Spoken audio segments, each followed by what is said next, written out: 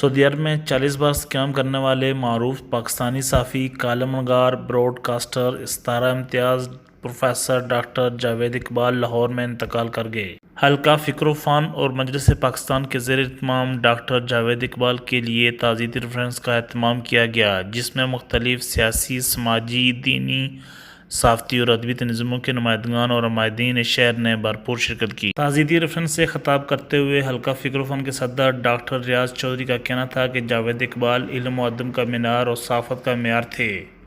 مجلس پاکستان کے صدر رانا عبدالرؤف نے کہا کہ جاوید اقبال پاکستانی کمیونٹی کا اثاثہ تھے اور ان کی خدمات کو ہمیشہ یاد رکھا جائے گا۔